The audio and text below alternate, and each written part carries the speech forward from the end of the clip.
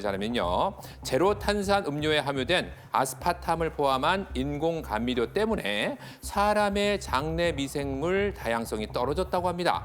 이에 미국의 한 전문의는 제로 탄산 음료가 독성이 있는 장내 세균을 만들어내며 신체에 염증을 유발하고 심지어 뇌로 가는 혈액 공급에도 악영향을 준다고 주장했습니다. 즉 아스파탐을 포함한 인공 감미료가 치매를 유발할 수 있다는 거죠. 잠시 후 치매 발병률을 높이는 제로 탄산 음료에 대해서 자세히 알아보도록 하겠습니다. 자, 이 주의 건강 한 뉴스 세 번째입니다. 중년기에 접어들 무렵에 우리가 신경 써야 할 장기가 있다고 하는데요. 바로 간입니다. 건강검진을 받아보면 지방간 진단받는 분들 많으시죠. 한뉴스 브리핑 세 번째 소식은요. 일주일에 이렇게 먹는 덜 먹는 간헐적 절식이 지방간에 좋다고 합니다. 어떤 걸까요? 과연 정답은 2일. 그렇습니다. 국내 성인 약 30%에서 유병률을 보이는 것이 대사 이상 지방간 질환이라고 하는데요. 그런데 이틀을 덜 먹는 간헐적 절식이 지방간에 아주 좋다는 소식입니다.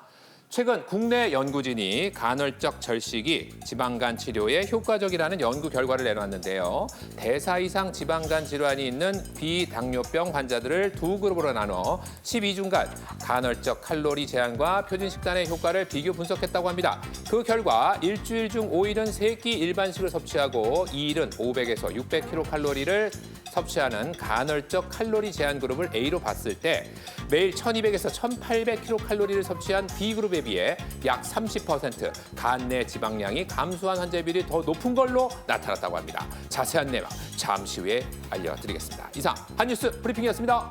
네, 한뉴스 브리핑에서 정말 궁금한 소식들을 다뤄봤습니다. 저는 우리나라 분들이 영양 과잉일 줄 알았는데 의외로 영양 부족이 높다는 결과를 보고 놀랐습니다. 우리 두 분은 영양 상태 어떻다고 생각하세요? 보시면 모릅니까? 보시면 이게 영양 부족입니까? 이게? 그러게요. 딱 봐도 그냥 과잉이죠. 예. 저도 아주 적정하다고 생각을 합니다. 그래요? 예. 네, 과연 그럴지 필요한 영양 섭취해야 될 요소들을 다 골고루 드시고 계신지 한번 우리가 통계 자료 가지고 얘기를 해볼게요. 이정현 교수님, 그 질병관리청이 발표를 했던데 한국인의 영양 섭취에 대해서 결과 분석 좀 해주세요. 네, 아마 조금 놀라셨을 것 같은데요. 아까 장홍 아나운서 이야기처럼 나 주위에 보면 너무 먹어서 문제지 혹시 영양이 부족하냐 이런 이야기 많이 하실 건데요. 충격적이게도 쉽게 말씀드리면 음식을 잘 많이 드시긴 하시는데 잘 못 드시기 때문에 생기는 게 바로 영양 섭취 부족이라고 말씀드릴 수 있을 것 같고요. 충격적이게도 대략 5분 중에 1분, 60대 이상에서도 5명 중에 1명 정도이고요. 특히 10대 남성, 즉 청소년기죠. 20대 여성분들은 4명 중에 1명일 정도로 영양 섭취가 아주 중요합니다. 사실 이 영양 섭취의 정의라고 하는 게 다 못 먹는 것이 아니고요. 특정 영양분이 부족한 것을 이야기하는데 특히 우리나라 사람들이 부족한 영양분이 총 3가지 정도가 있게 되는데요. 대표적인 것이 바로 비타민이 A가 72.4%, 칼슘이 71%, 철이 약 56.4% 정도 부족하다고 되어 있기 때문에 저런 영양분은 좀 적게 드시는 것이 영양 섭취 부족이다 이렇게 이해하시면 될 것 같습니다. 네, 그러면 저런 영양 섭취가 부족할 때 우리 몸에 어떤 나쁜 변화가 오는지 알아보려고 합니다. 심재한 교수님께서 첫 번째 알려주시겠습니다. 네, 영양 부족으로 문제가 생기면은 가장 먼저 이제 저한테 오시겠죠. 네, 첫 번째는 이제 고래 약화가 생길 수 있고요. 뼈. 두 번째는 근육이 감소가 될 수 있습니다. 우리가 칼슘 그럼 뭐가 제일 먼저 생각이 나세요? 뼈죠. 우리가 뼈가 생각나요. 네, 네. 뭐 칼슘 부족이 생기게 되면은 우리가 뼈에 구멍이 숭숭 뚫리게 되는 골다공증이 발생이 되게 됩니다. 우리가 칼슘하고 비타민 D가 뼈를 구성하는 아주 주요 성분들인데요. 이러한 요소들이 부족하게 되면은요. 우리가 골밀도가 감소가 되면서 또 골을 이렇게 만들어내는 능력들이 줄게 되고 그러다 보니까 이제 골다공증의 발생 위험이 증가가 됩니다. 그 다음은요. 우리가 어르신들이 건강 자산으로 생각하시고 있는 근육이 급속히 빠져나가는 일이 발생이 됩니다.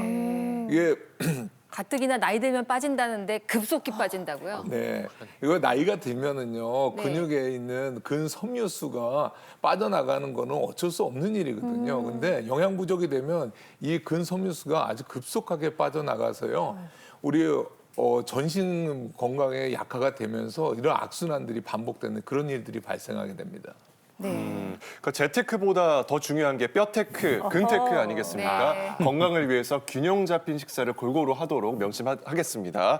계속해서 영양 부족이 부르는 문제 두 번째는 무엇인지 이종현 교수님께서 짚어주시죠. 네, 저희가 주로 보는 환자분들 중에 특히 혼자 사시는 연세 드신 아버님들이나 어머님들이 심혈관 질환이 많이 걸려서 옵니다. 물론 우울증, 스트레스 등도 있긴 하겠지만 그분들이 또한 영양 섭취 부족을 해서 심뇌혈관 질환의 위험이 많이 올라갈 수 있다고 보고되고 있습니다. 특히 아까 잠깐 온 것도 비타민 중에서도 특히 B군이 이런 중요한 역할을 하게 되는데요. 비타민 B는 부족하게 되면 기운이 없고 처지고 활력이 떨어져 괜시리 우울해지기도 하고요. 가장 중요한 역할은 단백질을 분해를 시킵니다. 그래서 영양분 섭취를 많이 시키는데 단백질 분해에 문제가 생기다 보니 고지혈증으로 인한 혈관 안에 기름 찌꺼기가 많이 끼게 되고 결국엔 그로 인해서 심장병과 뇌졸중의 위험이 증가된다고 알려져 있고요. 또 하나는 이 비타민 B가 부족하게 되면 바로 빈혈이 잘 생깁니다. 즉 우리가 섭취한 음식의 흡수를 통해서 빈혈을 예방을 해야 되는데 그 섭취 자체가 잘 되지 않기 때문에 빈혈이 많이 생기기 때문에 이런 비타민 B군을 잘 섭취해야 되는데요. 자, 이러면 또 바로 어디 가서 건강 또 막 약 사 드시고 이러실 것 같은데 우리가 균형 잡힌 식단이라고 말씀 주셨지만 음식만으로도 충분히 섭취가 가능합니다. 자, 대표적인 음식이 뭐냐? 우리가 잘 알고 계시는 바로 수산물, 즉 참치나 연어가 있게 되고요. 또 소고기, 돼지고기도 있게 되고 조금 비싸다고 생각하시면 달걀이나 우유가 또는 치즈 같은 유제품을 드시면 되기 때문에 혼자 계시고 입맛이 없다 하시더라도 저런 음식들은 조금이라도 복용을 하시고 섭취를 하셔야 심혈관 질환을 예방할 수 있습니다. 네. 저는 이 질병관리청 결과 보면서 오히려 이렇게 노년층보다 20, 30대 여성들이 4명 중에 1명꼴로 영양 부족이라 그래서 곰곰이 생각해봤는데 옷 사이즈가 너무 작게 나와서 그런가. 모두가 이렇게 다이어트해야 그 옷을 입을 수 있을 것 옷에 왜 같은 것 몸을 때문에 맞추느라. 네, 약간 좀 마음이 좀 아프기도 했는데 뭐 저의 추측이긴 하고요. 이 세 번째 영양 불균형이 가져올 문제는 우리 김호준 교수님께서 짚어주시겠습니다. 그 방금 말씀하신 그 젊은 층에서의 문제로 좀 생각이 되긴 하는데요. 얼마 전에 제가 진료를 하다가 젊은 여자분인데 굉장히 비짝 마르셨더라고요. 그래서 근데 속이 아프다고 하셔가지고 우리가 이제 속이 아프다 그러면 청진을 해야 되잖아요. 네. 그래서 배를 좀 올렸더니 배만 이렇게 나와 배만 있으신 나온 분. 거예요. 네, 팔다리는 얇은데 배만 이렇게 나와 계시고요. 그래서 어떻게 된 거냐 그랬더니 계속 굶고 있다. 잘 안 먹고 있다. 이렇게 말씀하시고 그리고 옆에서 이제 부모님이 계속 이제 따발총처럼 저 편식이 너무 심한 아이라고 계속 이야기를 하시더라고요. 사실 중요한 게 뭐냐면 우리가 마른 비만. 그러니까 중요한 게 영양분을 충분히 공급을 받아야 되는데도 불구하고 계속해서 굶기만 하시는 분들은 결국은 그 영양소 때문에 생기는 부작용이 발생할 수가 있겠죠. 우리가 그게 이제 마른 비만이라고요? 그렇죠. 예. 비타민 A 같은 경우에 만약에 그거를 섭취를 많이 못하게 될 경우에는 우리 몸에서 그 지방 대사 이런 것들에 또 방해를 좀 계속 줄 수가 있겠고 비타민 D 같은 경우에는 우리가 공복감 있잖아요. 배고픔 이런 것들을 제어하는 것들의 호르몬의 문제를 좀 일으킬 수가 있게 되거든요. 그러니까 중요한 거는 충분히 먹을 때는 먹고 그다음에 약간 우리가 꼭 꼬르륵 소리 있잖아요. 그러니까 그 네. 공복감을 조금 늘리는 이런 식의 다이어트를 계속 하시는 게 낫지 이거를 무조건 참고 안 먹는 거는 별로 바람직하지 않을 것 같습니다. 진짜 저도 아이를 키우고 있지만은 그러니까 편식할 수 있어서 골고루 먹는 습관 잡아주려고 굉장히 노력을 하거든요. 근데 요즘 막 단짠 뭐 맛집 열풍 이런 식으로 너무 이제 언론에서도 나오니까 네. 이게 좀 편향된다는 생각이 들어요. 먹는 음식들이 골고루 먹어야 할 것 같습니다. 근데 이재성 아나운서가 진짜 골고루 잘 먹잖아요. 골고루 잘 챙겨 먹습니다. 교육의 힘이에요? 아니면 본인이 원래?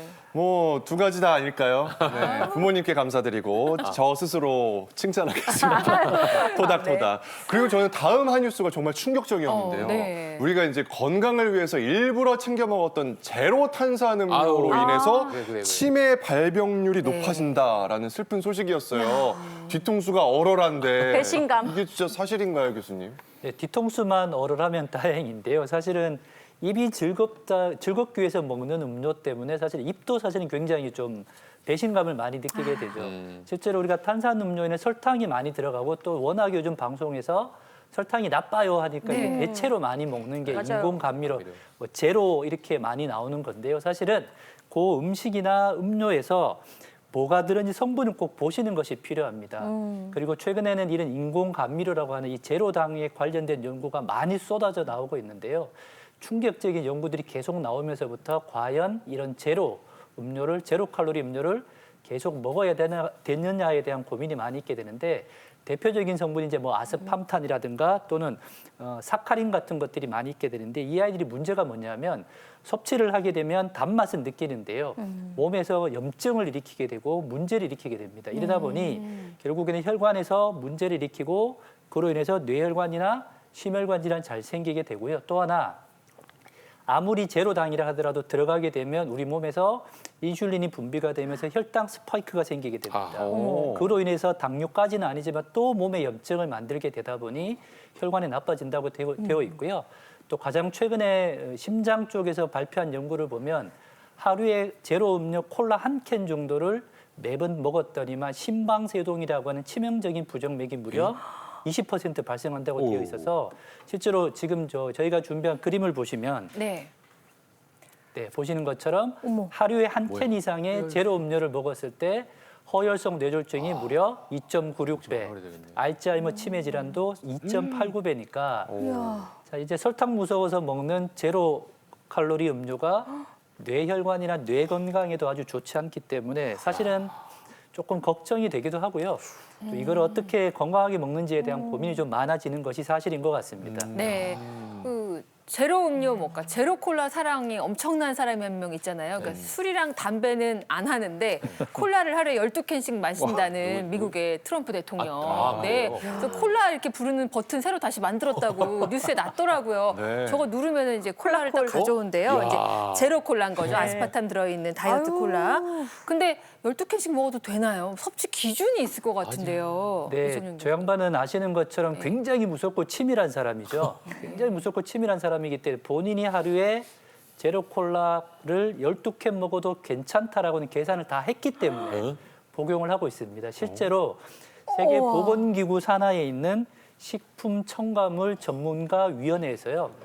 1kg당 약 40mg 정도의 인공 감미료가 괜찮다라고 허락을 했기 때문에 대략 저분의 몸무게를 감안했을 때는 12캔까지는 괜찮을 거라고 나왔기 때문에 아마 12캔을 먹고 있을 겁니다. 계산된 거예요? 계산된 거죠. 야. 근데 이제 문제는 저렇게 덩치가 크고 계산돼서 옆에서 지켜주는 사람이 많은 경우는 12캔까지 되지만 우리의 몸은 소중하고 우리 몸은 우리가 지켜야 되기 때문에 가급적이면 한 캔도 안 드시는 것이 가장 좋지 않을까라고 생각이 됩니다.